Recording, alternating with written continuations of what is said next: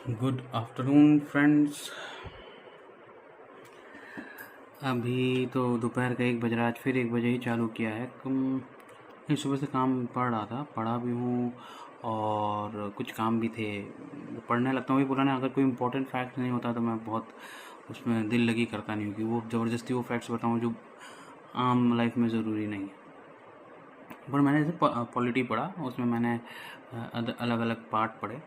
मतलब हमारे कॉन्स्टिट्यूशन में अलग पार्ट्स हैं, स्केड्यूल्स हैं, है ना। 12 स्केड्यूल हैं, उसके अंदर अलग अलग आर्टिकल्स हैं, तो वो पढ़ा। तो उसमें बहुत इंटरेस्टिंग थे मेरे लिए, पढ़ने के हिसाब से इंटरेस्टिंग थे। कुछ मैं ऐसा समझ नहीं पाया कि उसमें से क्या मैं आपको एज ए लेमैन फैक्ट बता पाऊँ। वो एक चक्कर में, इसलिए मैंने वो बताया नहीं आपको। करंट अफेयर्स पढ़ रहा था, रिवीजन कर रहा था। अभी जुलाई मंथ का करंट अफेयर पढ़ना चालू कर दिया हूँ। जुलाई मंथ का करंट अफेयर पढ़ना चालू कर दिया हूँ।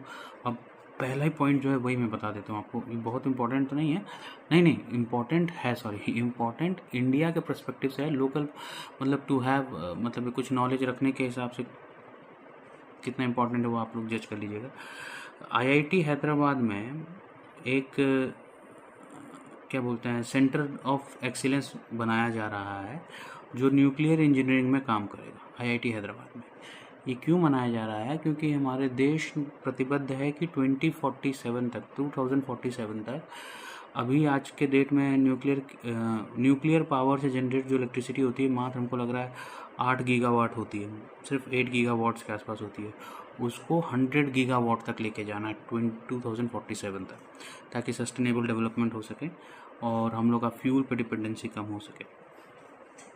तो इसके मद्देनज़र एक सेंटर ऑफ एक्सीलेंस बनाया गया है आईआईटी हैदराबाद में, क्या न्यूक्लियर इंजीनियरिंग को लेकर के। तो ये एक इम्पॉर्टेंट फैक्ट था, कॉमन फैक्ट था, जानकारी के लिए सबको ज़रूरी है, क्योंकि सस्टेनेबल डेवलपमेंट की बातें आजकल हर कोई हर जगह हर ग्रुप में बैठे कर रहा है। तो उस चीज़ को लेकर के मैंने ये बात बताई।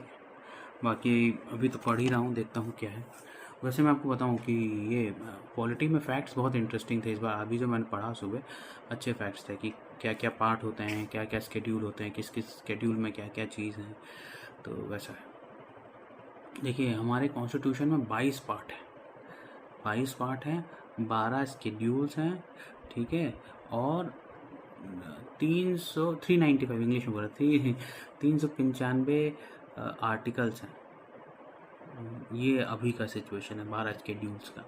तो ये है, तो इन्हीं में पूरा अपना कॉन्स्टिट्यूशन सिमटा हुआ है।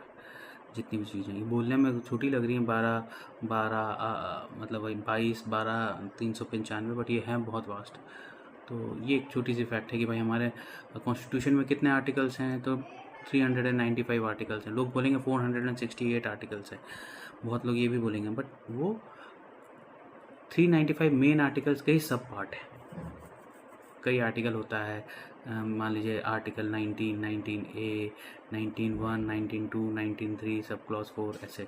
तो वो सब आर्टिकल 19 के अंदर ही आता है, लेकिन वो हैं सब सेपरेट सब आर्टिकल्स। तो इसलिए उस लिहाज से 395 ही आर्टिकल्स हैं हमारे कॉन्स्टिट्यूशन में। ये ध्यान रखिएगा। हाँ, 395 आर्टिकल्स हैं हमारे कॉन्स्टिट्यूशन में, जो कि कुल मिलाकर के 22 पार्ट और 12 स्केड्यूल में डिवाइडेड हैं। 22 पार्ट में, बस ये भी ज़रूरी, बस 22 पार्ट में डिवाइडेड। हर पार्ट अलग अलग चीज़ के बारे में बात करता है, बस शेड्यूल की ज़रूरत नहीं आपको करना। 22 पार्ट में 395 आर्टिकल्स। जो लोग बोलेंगे नहीं नहीं 400 से ज़्यादा आर्टिकल्स हैं, 400 से ज़्यादा आर्टिकल्स हैं, बट वो इसी मेन जो 395 आर्टिकल्स हैं उसी के सब पार्ट्स हैं। तो उनको सबको काउंट करोगे तो 400 से ऊपर चले जाएंगे, इतना ही है। तो हाँ, चलिए, एक इम्पॉर्टेंट बात ये भी निकल के आ गई कि आखिर हमारे कॉन्स्टिट्यूशन में, इतनी कॉन्स्टिट्यूशन की बात होती है भाई, आजकल टीवियों पे बहुत बात हो रही है, सब वो लाल किताब लेकर के निकल जा रहे हैं कि ये कॉन्स्टिट्यूशन है। कितने आर्टिकल्स है भाई उस कॉन्स्टिट्यूशन में? तो यही बेसिक चीज़ लोगों को कम से कम पता होनी चाहिए, कितने पार्ट में हमारा कॉन्स्टिट्यूशन है। एटलीस्ट इतना तो बेसिक पता होना ही चाहिए। बाकी आर्टिकल क्या है क्या नहीं है, चलो वो एक्सपर्ट पे छोड़ दो, लेकिन इतना तो मालूम होना चाहिए ना भाई। इतनी मोटी किताब है जो हर जगह दिखा रहे हो, उसमें कितने आर्टिकल्स हैं? हमारा देश कितने आर्टिकलों पे टिका है? 395। तो खैर, ये थी बात। जुलाई का भी आपको एक फैक्ट बताया, कुछ और होगा तो मैं बताता हूँ आपको, है ना। मैं कैरी ऑन करता हूँ, मिलता हूँ बाद में। Hello, welcome back. देखिए, 72वां नेशनल फिल्म अवार्ड घोषित किया गया है। ये थोड़ा इम्पोर्टेंट है। रेगुलर लाइफ में लोगों को जानकारी होनी चाहिए इसके बारे में। Best movie, best feature film जो है आर्टिकल 370 को मिला है का अवार्ड, आर्टिकल 370 को मिला है। और बेस्ट एक्ट्रेस इसी फिल्म की एक्ट्रेस यमी गौतम को मिला है। आर्टिकल 370 मेरे हिसाब से Z5 में या किसी किसी OTT प्लेटफॉर्म में ज़रूर अवेलेबल है। मैंने देखी है, अच्छी मूवी है, देखनी चाहिए। इसी के साथ बेस्ट हिंदी फिल्म जो है श्रीकांत नाम की एक फिल्म है, उसको मिला है।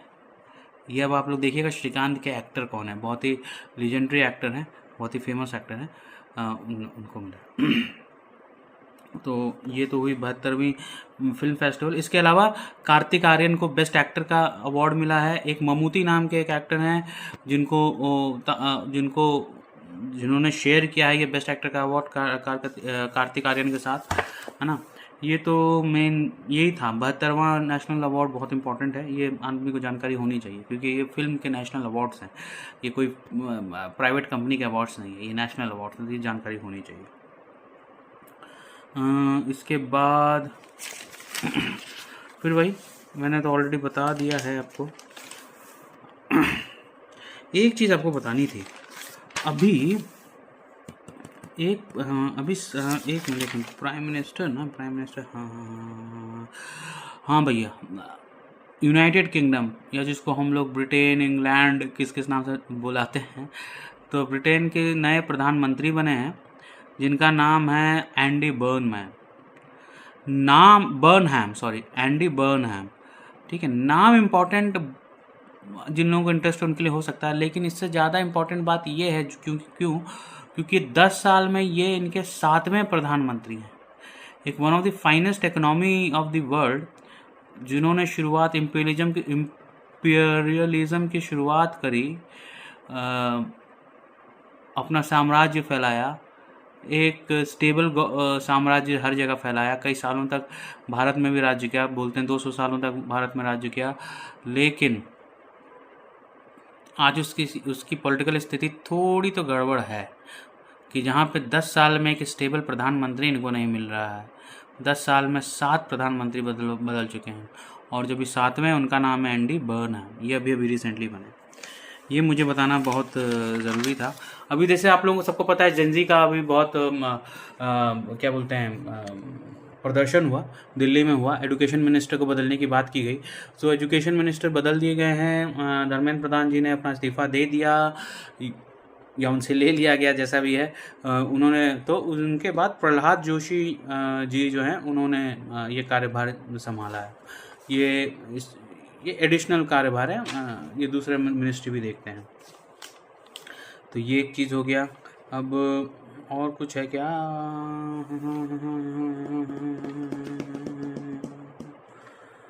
बस इसके अलावा हाँ वही, अच्छा, इसी जेनजी प्रोटेस्ट को लेकर के एक चीज़ और बताना चाहूँगा कि एक हाई लेवल कमेटी बनाई है गवर्नमेंट ने, जो ये देखेगी जो एग्ज़ाम्स होते हैं उसमें ट्रांसपेरेंसी कैसे रहे।